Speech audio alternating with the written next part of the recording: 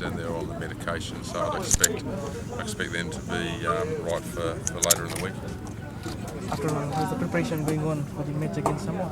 Oh look, it's going well. You know, we've had some very good quality off the field preparation around our game analysis and our review from last week. So you know, a lot of very positive aspects coming through there, and you know, from the players and the coaches. So that's been very good.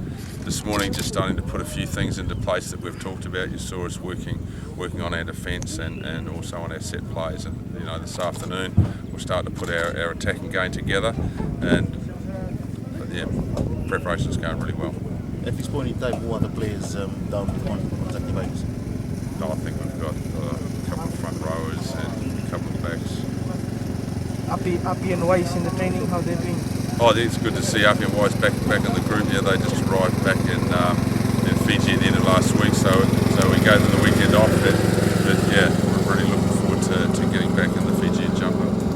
So John, now that all players are here, we expect another 80 minutes of action in rugby this week. Certainly, I mean it's going to be a big game. You know, we know Samoa are a very, very good side, and you know, we had some great contests with them last year, and you know, we remember the game in Sacramento where they really tested our defence. So and hence we've been really focusing on our defence today.